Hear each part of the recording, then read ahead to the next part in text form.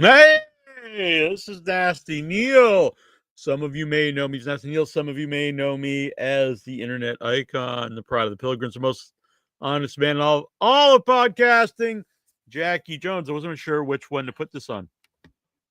So I bought this new stuff yesterday, and I thought I used to do these videos, grilling with Jack, drinking with Jack videos. They're very popular with some of the folks out there. Lisa Sheets, especially. And I haven't done one in years. So this is not really cooking or grilling because I'm not going to be cooking. But we're going to try this out. And anytime I get something weird, we're going to try it out here on the live stream. Feel free to send in questions, comments, whatever. I know sometimes it's come up recently. Some people have told me they don't feel right asking Dabbleverse stuff when I'm interviewing horror directors or whatever. And I understand that. But something like this, you're free to ask me whatever you want. But tonight, we're going to be tasting fried pickle and ranch dip by Taste of the South. Now, I'm a big pickle fan. That sounds kind of weird, but I love pickles. I eat a lot of pickles.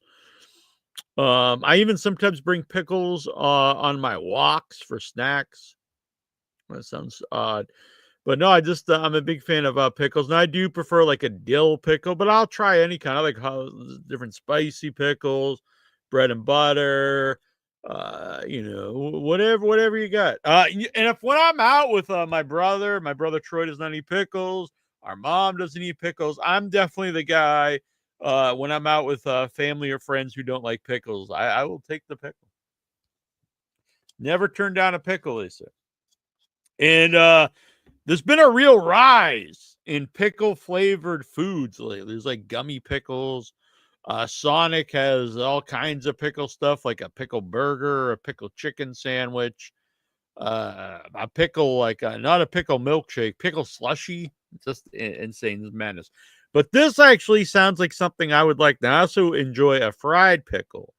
I'm actually not huge on ranch dressing though. Is the one negative going in, but fried pickle ranch dip.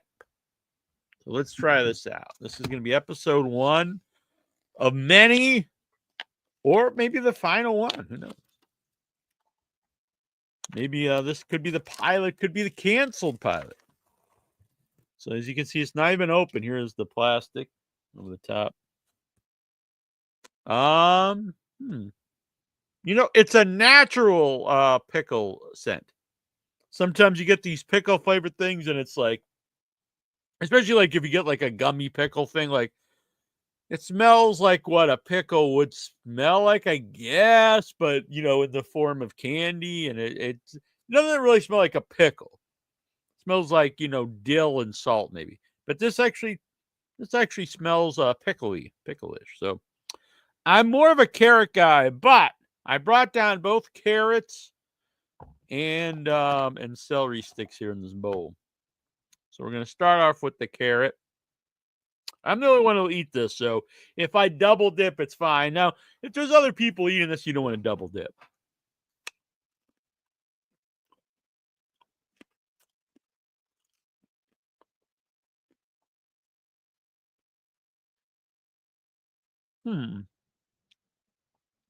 It's not an overpowering flavor.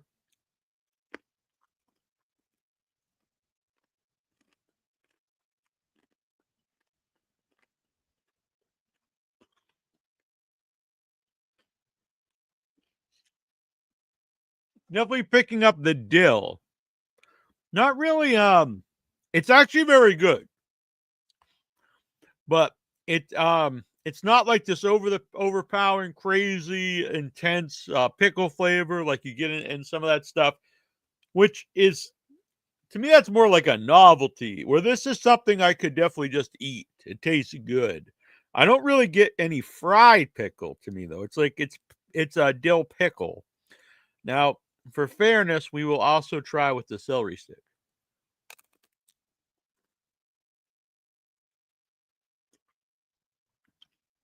Well, I will say, even though I'm more of a carrot guy, the dip goes better with the celery.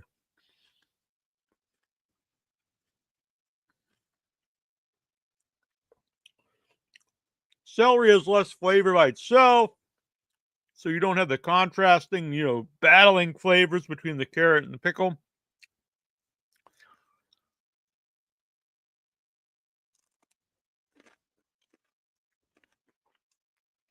Very pleasant.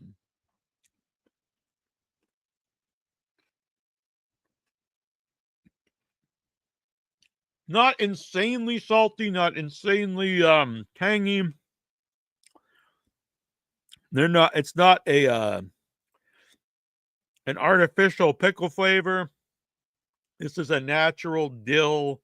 Not even really so much I don't get any of the fried at all. And not even really any cucumber.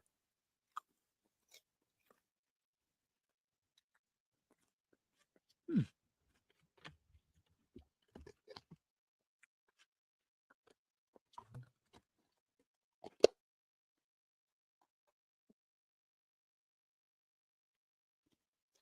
So, if you would get this and you think this is going to taste just like a fried pickle, it will not.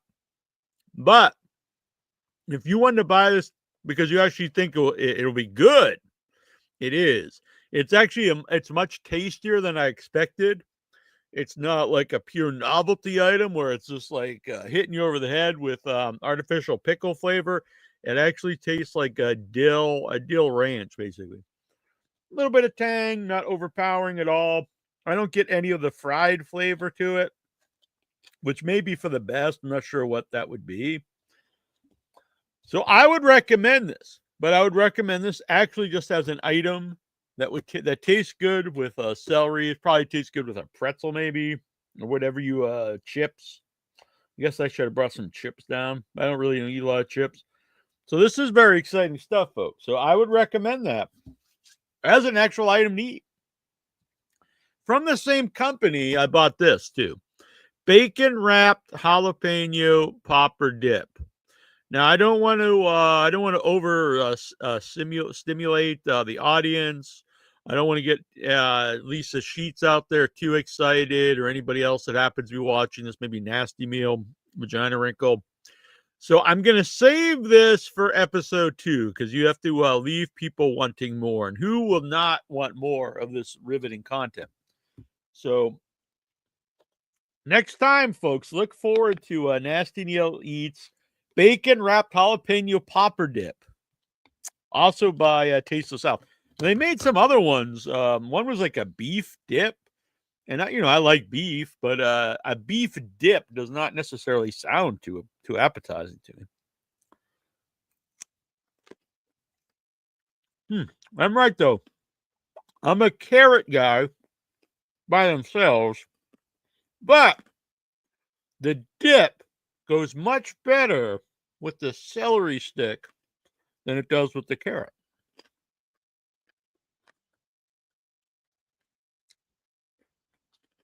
It does list carrots on here.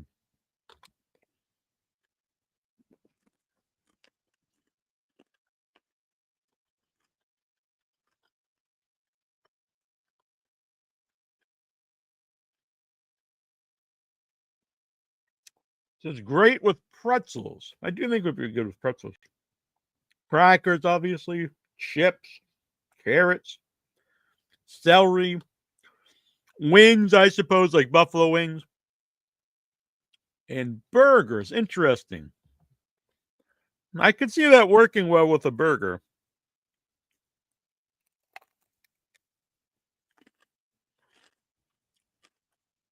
I could see that working.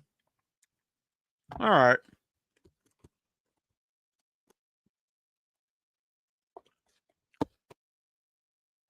Taste of the South, fried pickle ranch dip. I like it. Gets a thumbs up from Nasty Neal. So people know I've been making a puppet. So I actually started a new puppet. And I've not shown it anywhere. I just select few people have seen it, like my boy Nasty Meal here in the chat. So I'm going to show it for the first time here. Now, this is the beginning stages. So there's, it doesn't have eyes or much going on. It's just really the base of the puppet. Now, it's in a different style than Master Zog. I probably should bring more light over here so you can really see the colors. Now, it works this way or this way.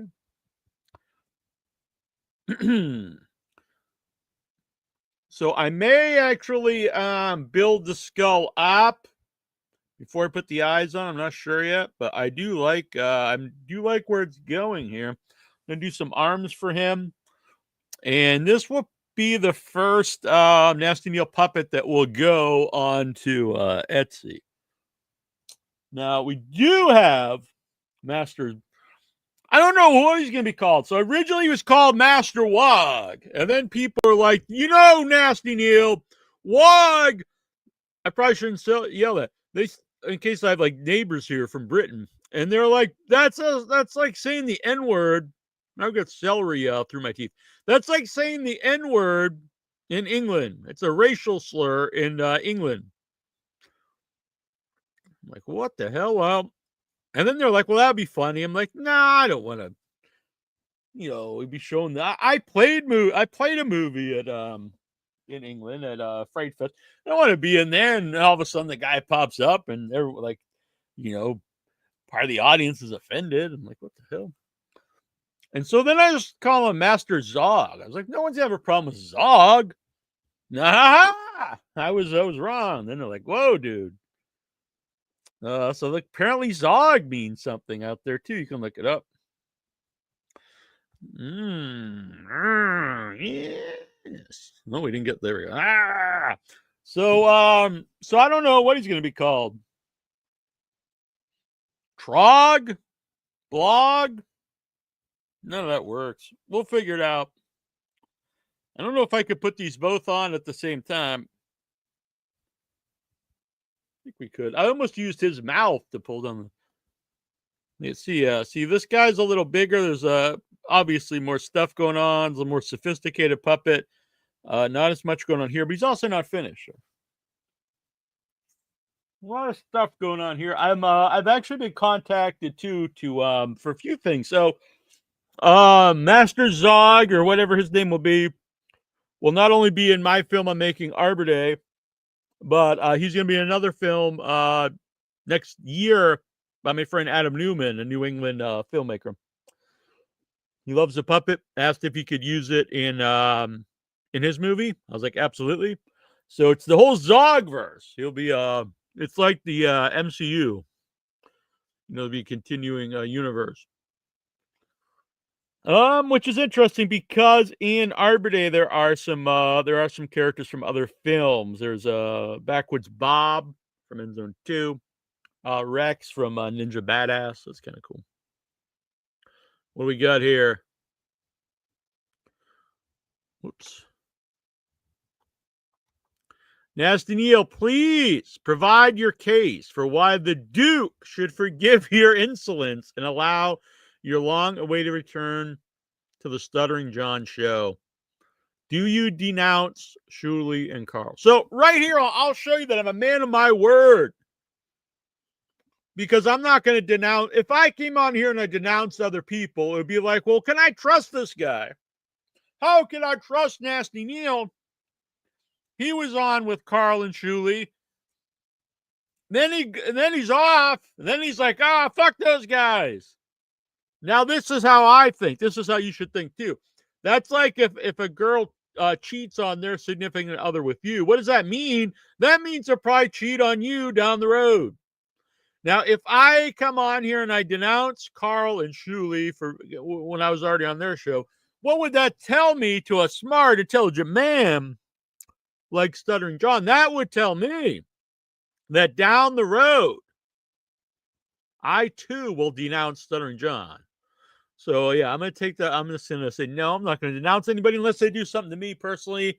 And then we'll come on here. So, I mean, obviously this alone, a man who has taken his name based off Nasty Neal, he's good friends with Stuttering John. All of that alone, I think, is reason enough to have the long-awaited return of his lifetime pal. I mean, we've been up and down the road together, me and Stuttering John. We go back, long ways. We've had, a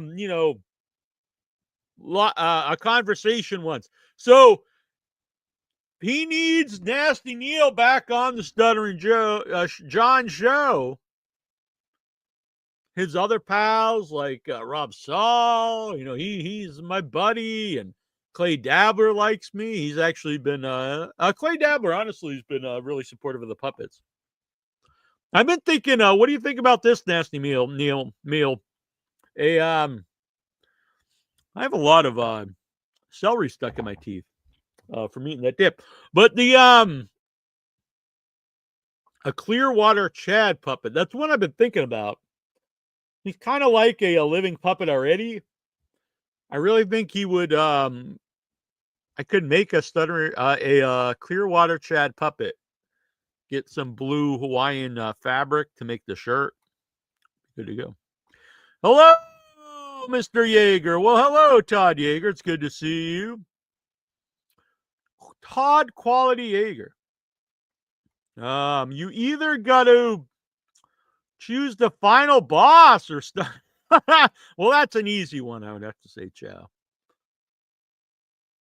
See a final boss. Nothing against the final boss. I'm sure he's a good man. I mean, he's probably not. Who am I fooling? He's not a good guy. But I wish him well. I don't want him to hurt himself or anything drastic. But he is a guy that he's hops. I remember when I first came into contact with what the final boss. He was just the total saw washer. All about Rob Saul. And then he would even he would see me in other chats, and if I say something, look at this, Robbie. Hey, Robbie, look at this. This is what Nasty Neal said. It's like a real, tattletale kind of guy. He'd take screenshots and stuff. And then he would stop. Then he would become the Clown Town guy. He's like, I no more. This Saul washing's got me nowhere. I am now the Clown Town. I don't know. He's letting Clown Town take him to Pound Town. He's all about Clown Town. He's getting exclusive interviews for Clown Town, even though he was like Rob Saul's, lackey. And then the last I saw, because I kind of lost track of him, because I was off, making movies and stuff. Then I come back, and now he's like Carmix's boy. I don't even know if he's that anymore. I mean, that was the last I saw. Maybe he's jumped ship to now he's like all about Dave Serra or something. I don't know. That's all he does every day. He's Randall from Recess. Yeah, definitely. Yeah, he's when I would pop in and out, I would see him in every chat. But yeah, I wish him well. He's a good guy. No, not really. But all right, Dr. Chow, thank you. So you guys missed the big. I ate some of this fried pickle ranch dip. You can go back and check it out. So for people who don't know, on the wrestling show, my wrestling show came first. So I didn't want to use my real name on the wrestling show, so I was using the name Jack. The original name was Jacking Off because I thought that was hilarious. I was a guy. I was probably like the final boss's age. I was in my 20s. And then after a few episodes, it's like, oh, this isn't really that funny of a joke. Plus, if I want to get guests on the show, I can't call people up and be like, hey, is this Bill Goldberg? I'm jacking off. They're just going to hang up. So it was shortened to Jack. Eventually became Jackie Jones on the wrestling show. And on there has been tons of guests. Our first year, this started in 2005. Guys like Bill Goldberg was on, Harley Race, Bobby the Brain Heenan, New Jack, Paul Bearer, Shawn Michaels was on. Lots of cool people. When we started doing the horror show, which was just the next year, 2006, by that time, I was like, I'm fine with people knowing my real name. Plus, social media starts popping up, so people know my real name. So then that's when I started going by Neal on the wrestling show, and then eventually it became a Nasty Neal from guest Ari Mihailov, who was Leatherface in Texas Chainsaw Massacre Part 3. He started calling me Nasty Neal, so that name stuck. So I wasn't sure what to call an offshoot show here, Jackie Jones or Nasty Neal. So what I did was, and I'm not a big proponent of using AI. It's fun. I get a kick out. I understand, but I also know a lot of real artists who make their living with doing art. I myself do a lot of graphic design, so I don't really want to go full blown into AI. My theme songs are all the songs I play in the show are real songs by real bands. My theme songs made by Tuma Nick Cage. But this was a last minute idea, so instead of making just pulling out Photoshop and making a bunch of designs for like a logo and stuff, I was like, I'm just gonna make a quick AI logo. And so I uploaded a picture of me and a picture of this dip, the fried pickle ranch dip. And I was like, I did it twice. I did it was like Nasty Neal tries new stuff, and then I also did Jackie Jones. So the Jackie Jones one, and I did some other stuff to make it look like a cartoon order. And so this one's fun. I'm like, hell yeah, look at these ranch dip. We got the carrot sticks. We got celery sticks. I was wearing a Razor Ramon shirt in the picture, which I even got. He looks more like the fake Razor there. But anyway, so I was like, this one. But then the Nasty Neal one, I was like, what the hell's going on here? This one looks like sick. It looks like I've been like in the gay bathhouse, or I don't know. No offense, Todd out there, but I don't know what the hell I'm doing there. I mean, you could do some easy Photoshop to make this look really bad. I kind of like it at the same time because it's kind of sleazy. I'm like, what am I doing? I'm just because it's weird if I dipped. I must have. It almost looks like it's filled, like I'm eating a ranch filled green cannoli. But that one's very weird. So I was like, I don't think I really want to use that one. So I went with the Jackie Jones tries new stuff. I just I don't even know if I look happy. I'm amazed by this carrot stick. Here's some other stuff on the wrestling show. If you're new to the wrestling show, you can commission these for $25, and so I made this is 8-bit art. I made the ring and all this stuff, and then here in the center is Jonathan Jackson, one of our regular callers, and here's Vic Schiavone, which he got for his birthday. Let's see. Yeah, it's all good, Todd. Let's see. Remember when Ray was trying to grift? Yeah. So Ray, for people who don't know, Ray DeVito out there, he was he found out I did a wrestling show for a long time, and then he was trying to get me to get guests, which I didn't. I'm not like against this idea. But the thing is, so if you watch a wrestling show, I used to get tons of guests all the time. So two things happen. A lot of wrestlers started doing their own podcast, which is, makes sense because there's a lot of money in podcasting. So that was a little harder than to get guests because a lot of them just do their own shows. You'll see for a while there was like Jim Ross would be on, he'd be like Jim Ross and, the Paul Bear or whatever his name is, not Paul Bear, Brother Love, who the people. But then what really happened was, there's like 3 guys out there. There's only maybe 1 or 2 of them left, honestly. The one still does shows, but he doesn't do interviews. Anyway, they would pay wrestlers, a lot of money to do shoot interviews, and I never paid guests.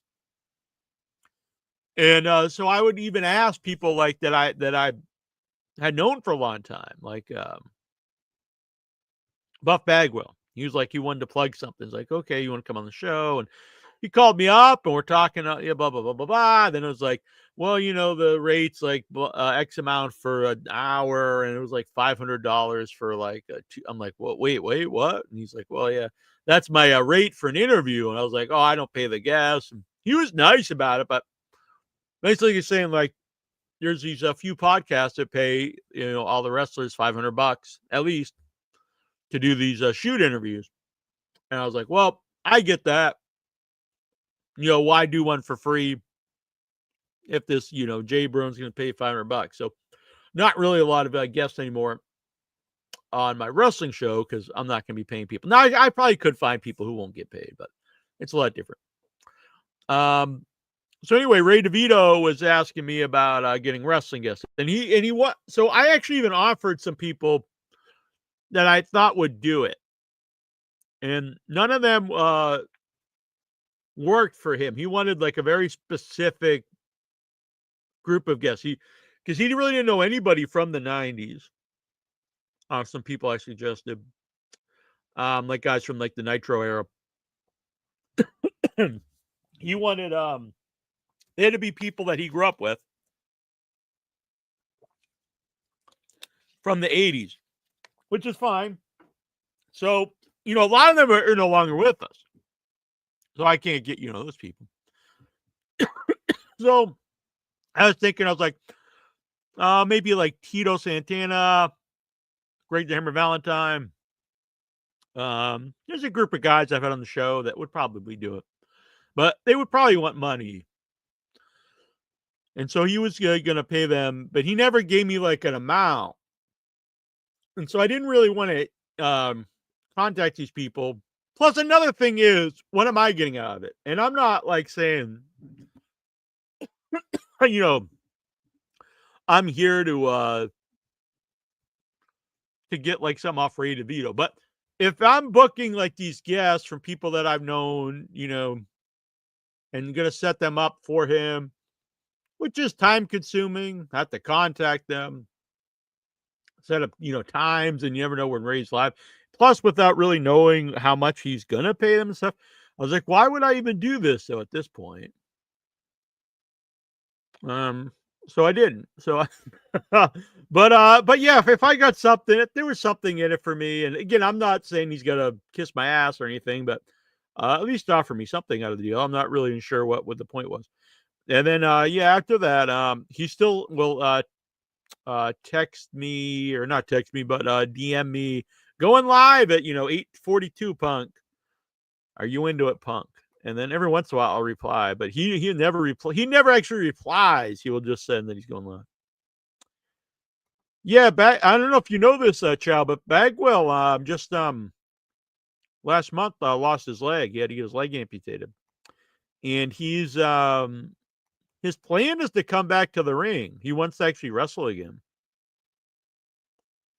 The Honky Tonk Man. No, the Honky Tonk Man did not ask me for money. He was on the show really early on. The only wrestling guest that ever asked me for money, besides modern day, now they all want money.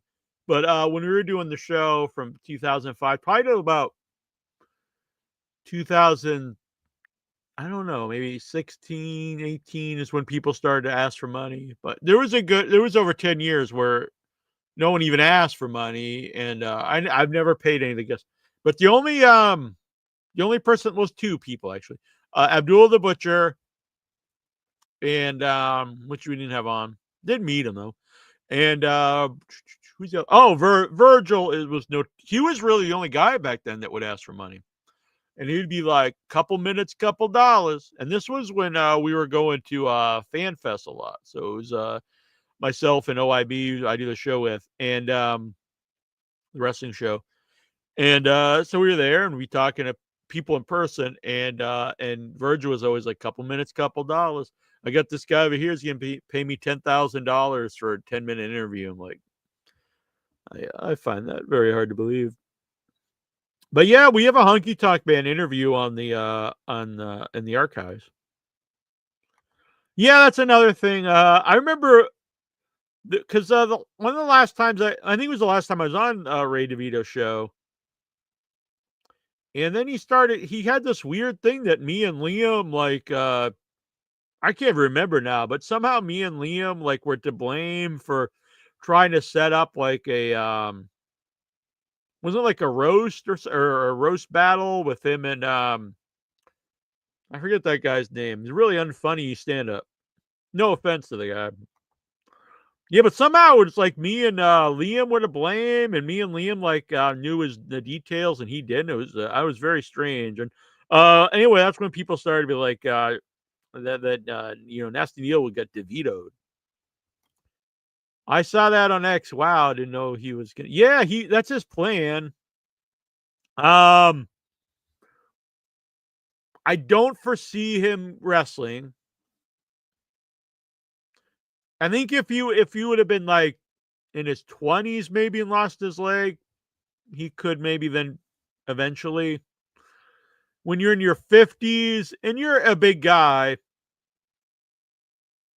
I think it would be amazing if even if he gets back to walking with a prosthetic leg. But to wrestle, I really don't, I just don't think it would happen. I mean, he'd have to learn not just to walk, then he'd have to learn to run. And yeah, I don't see it happening. So I hope that doesn't like discourage him. Plus, I think physically it would be very bad for him to be taking bumps. Well, he's already beaten up. He broke his neck in the 90s. He's got a lot of injuries anyway, and then start taking bumps with the one leg at like, I don't know what he is, probably 240. So if you don't know, my friend and co-host on and Without Your Head, AJ Cutler, he has one leg. He lost his when he's 17, I believe, in a work accident, and it took him years to learn to walk on the prosthetic. Now he's 35 now, and if you meet him, you wouldn't even really know he had a prosthetic unless he has shorts on. You can see it.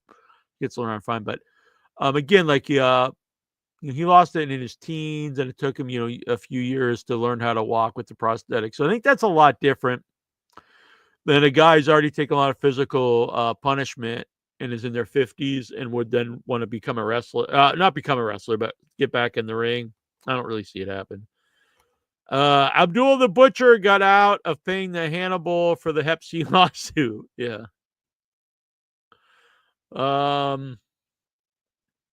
He is illiterate though. I'll be honest. I've heard he was illiterate for years before that, but so I've had Hannibal on the show too, way back when. So with Abdullah, we were gonna have Abdullah on the show. So we met him in person, and he was just all about the money. I even took a picture of him, and I was there as press. I took a picture of him and Ox Baker at their table, and he made me delete it off my. It wasn't a phone back then; it was a digital camera. He's like, "You got to delete that off the camera," because he wanted me to pay him for taking a press photo at his table. Like, I was like, "What the fuck, dude?" And then so then years after that, wasn't that many, probably a year after, I guess. He was gonna come on the show, but I had to interview his protege, who I heard a lot of rumors did favors for Abdul, which I mean, I don't know. Imagine doing, doing dirty favors for Abdullah to try to get into the wrestling business. And so I was like, yeah, that's fine. And then it was all this weird back and forth stuff, and you had to talk to him like he was the freaking king. And then something we mentioned since then though, I forget what happened. Something happened. We didn't do the interview, and he just kept saying, "You're gonna make the boy cry. You're gonna make the boy cry." You know what? Now that I think about it, he couldn't be illiterate because I was texting with him. All right, yeah, all right, fair enough. Another story actually, Nasty Meal. So I had Jimmy Snook on the show a couple times, and the last time I had him on was after he wrote the book. And in the book, he talks pretty openly about this stuff with his girlfriend, which is I was kind of mind blown about them. So I had him on the show, he's talking, fine. And then it was literally like a week or two later when, or maybe a month later, when when they had the court case again, bringing up the murder of his girlfriend. And they said he couldn't take the stand because he was like incompetent. And I was like, I really thought maybe they would contact me because I literally had like an interview with him just weeks prior, where he's talking openly about everything. He's very coherent and uh I listened to the Hunky Talk Man interview. Yeah, it was great. Yeah, Hunky Talk Man, I like him a lot. I saw him do a stand up at a convention in New England just like 2 or 3 years ago. It was him and Greg Valentine did stand up together, and Valentine's like a really dry guy, so you don't think he'd be particularly good, but it was really good. It was very funny. A lot of the wrestlers, when they say stand up, it's not really like stand up jokes. They kind of tell like road stories, but it's usually fun. Jim Ross toured with that for a while. Mick Foley. Foley's though, he's just like so obsessed with talking about Santa Claus. Um, Roddy Piper's was good. Mick Foley, though, he insulted me during the stand-up. He called me ugly. And I was kind of taken back because he's supposedly this nice guy, and he did apologize to me after, but I don't think he's this nice guy as people say either. So I was working for that convention, Days of the Dead, and so I'd get a free booze for doing the convention, for being I would host the panels. And so I went to I can't remember which panel. It wasn't Texas Chainsaw Massacre. I don't know which panel it was, but I went and hosted a panel. I come back and all my stuff, because I would have stuff to promote without your head and some stuff to sell. It was all just laying on the floor, and Ashley Massaro, Diva, had my table, and people were there. They were like, "Oh yeah, he literally just dumped all your stuff off the table and gave it to Ashley Massaro." And so my experience with Mick Foley is he pretends to be this really nice, sweet guy, but I don't really think he is. Yeah, Tom Myers. That's it. Tom Myers. Sorry about that. Let's see. Kerry Von Erich was in his prime. He lost his. Well, in that movie and the new movie there, it's very inaccurate, a lot of that stuff. So he did lose part of his foot, which is a lot, but he did not lose his leg, and he lost like the front half of his foot. He still had his ankle and part of the foot.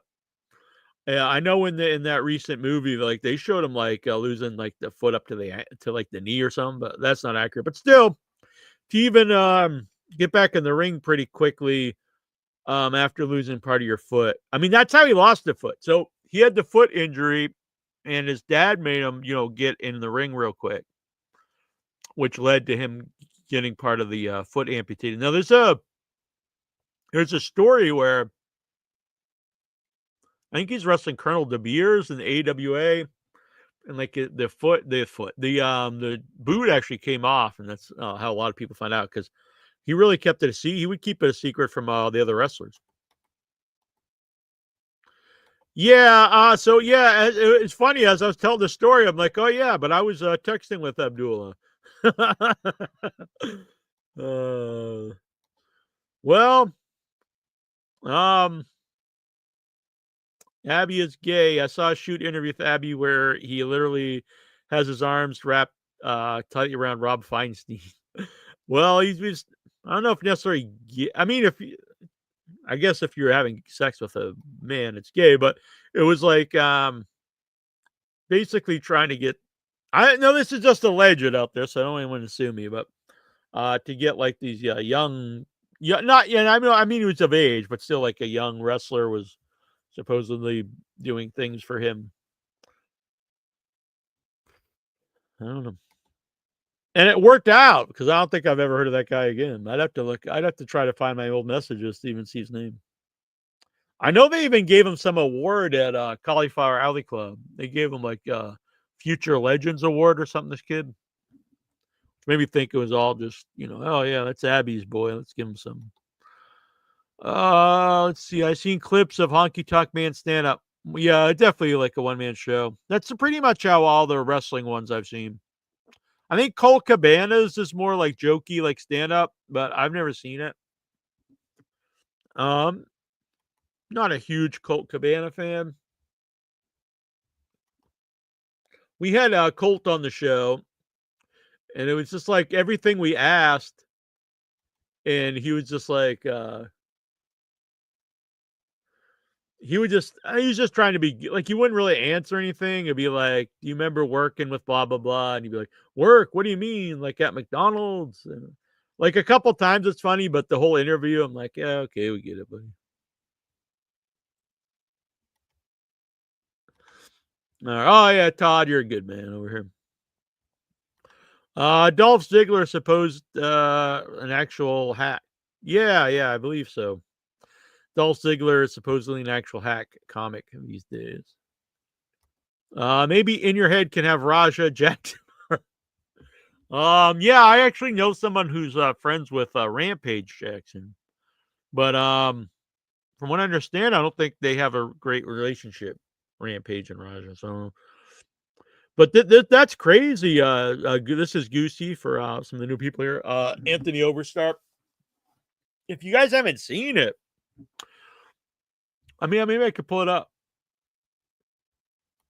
It was just nuts.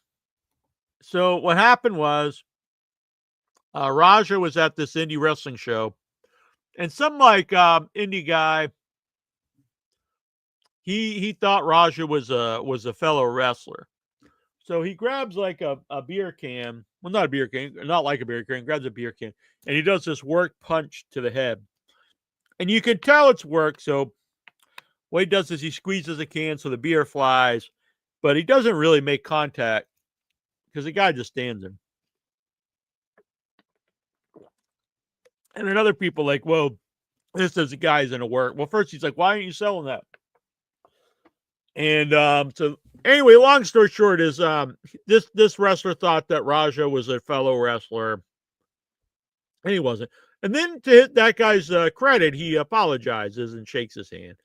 And then the guy that's running the event, he's like, "Why don't you become part of the show? And you can get your receipt." For people not really in the know, a receipt means like if someone potatoes you, hits you hard, you hit him back hard. It doesn't mean you like injure the guy or try to cripple him or murder him. It means you just hit him back hard. Like, hey, you hit me hard, I hit you back hard. But again, that guy's not a wrestler, so maybe he doesn't even know what that means. So he's live streaming this for hours. And then so the time comes from, I guess, he gets in there, gives him like a throw, which at first I think the guy thinks maybe they're working together, but he gives him a legit throw, knocks him out immediately, I believe. I think he's knocked out before he even starts hitting him. And then Raja just jumps on him and starts pummeling him. Like it's like 20 something just straight full blown punches to the face while you're knocked out. And I've seen even people in our group, in our In Your Head wrestling group, like one guy was defending it, which I thought like, dude, like, come on. They're like, well, if this guy hit you with some beer, it's like, yeah, if a guy hit you with some beer, maybe at that time you hit him back or you punch him. But this is 2 hours later, and you shook hands and you apologized, and then they said, you're going to be part of the. So this happens. You're sitting in the crowd, and then you get in there and you just start. You don't even hit him once. I mean, he's just laying there punching him, a prone guy, knocked out. I mean, that's how you give someone brain damage, or honestly, how you'd kill somebody. So defending that's insane. I think it's insane. And a lot of people just want to make this out to be a work. And it's like, dude, I know some wrestlers they'll go through tables and maybe they'll do some whacked out stuff like thumbtacks or stapling your tongue to the ring apron or something. no one's gonna be like, just pummel me into brain damage. Just jump on me, knock me out, and then just keep pummeling me, you know, until, my brain's, jello. Like, no one's gonna no, I mean, no one's gonna do that. Let's be honest. And if someone even told the guy that would be doing that, so it's like, okay, yeah, that makes sense. I'm gonna sit here and just pummel you while you're unconscious because this is gonna be our big work and it's gonna get our name in the on the internet. It's like, yeah, you'll get your name out there, but I mean, you could go to prison. I mean, this guy might have permanent damage. Right? He could easily kill him. It is insane.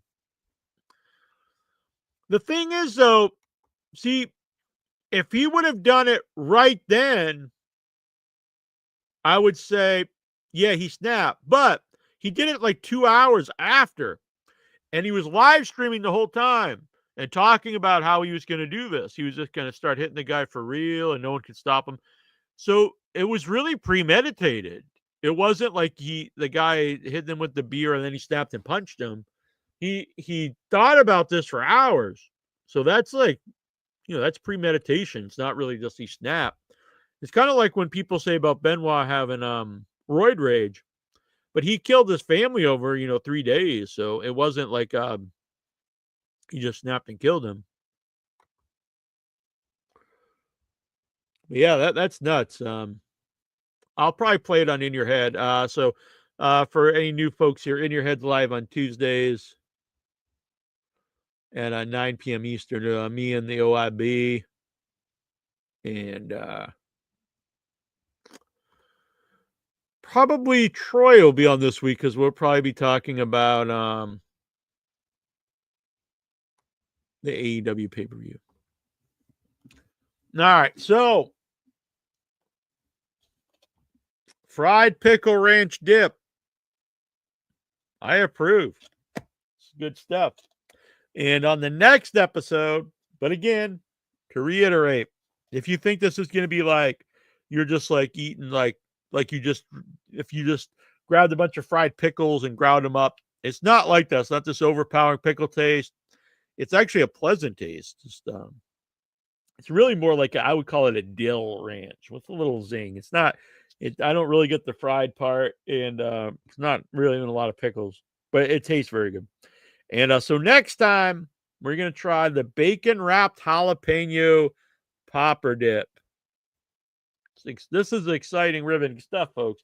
And I'm happy to talk about whatever. So you could come for the dip, and then you can stay and ask me questions.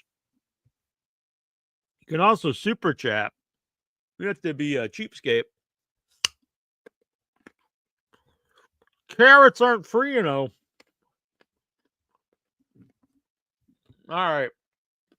So I'll be back Tuesday.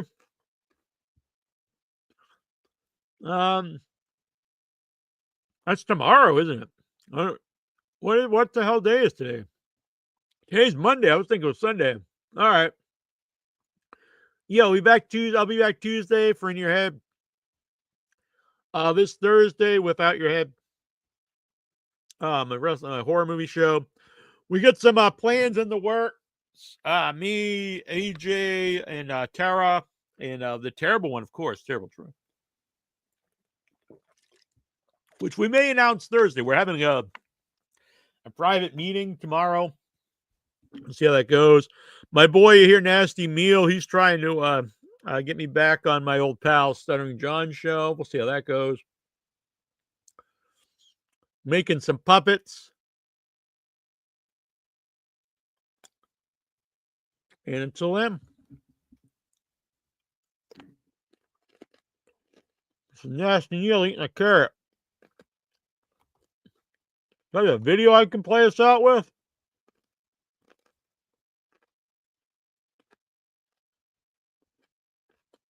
Yeah, here's a little excerpt from the Scott Hall interview. I need to get some more clips up here. Hit the like button, subscribe, follow me everywhere online, not like when I'm walking down the road. All right, folks, that's enough. Get out of here. But I'll never forget one time we wrestled up in Calgary, right? And Brett has everyone over to his house. He has all the boys to his house, which is really kind of him because a lot of guys don't want a bunch of wrestlers around their family. Mm-hmm. You know, cause it's like, no, this is where we draw the line. I want a bunch of jocks hanging around my house. And Brett had everybody to his house, and I got to admit, I'm just a different cat than Brett. I ain't saying I'm any better. I ain't saying I'm any worse. But Brett's house is a shrine to the Hitman. I mean, there wasn't a room in Brett's house that didn't have a picture of him in his wrestling gear. I mean, above his brother, he was married back then to his lady he has babies with, and above his bed was a portrait of Brett in his, like, Sergeant Pepper jacket. Remember the pink Sergeant Pepper jacket with like little bangles, tassel things, and stuff? No, I ain't saying it wasn't cool. I'm just saying, but whoa, bro. Like, in your bed, are you ripping me? I mean, it was a shrine to the Hitman. Like, I don't have like big posters of me all around my house, stuff like that, because I think it's stupid. Like, it ain't what I do. I mean, it's what I do. It's not who I am. You know, I'm not. It's my occupation. It's my love. It's my passion. But it's not. It doesn't define who I am. Mm-hmm. You know, I've been blessed to do it, but I will never forget going to Brett's house because I dug Brett. I walked in his house, and when I left his house, I didn't feel the same way about it. I don't know, man. But I ain't knocking Brett. He came up different. He was second generation, all that kind of stuff. But I will never forget there wasn't. And he has a beautiful house, indoor pool, the whole deal, man. There wasn't a room in that house that didn't have a picture of him in his wrestling gear. Yeah. Now, my house. I got a big ass house too, and you won't find one picture of me. Yeah. My gear. You find pictures of me with my buds, and pictures of me and my friends and my kids and stuff like that. You won't find me in my gear. Yeah. Do you have a poster of Brett in your room with that jacket? Yeah, the Sergeant Pepper one sometimes when I beat off to it. Good times, good times.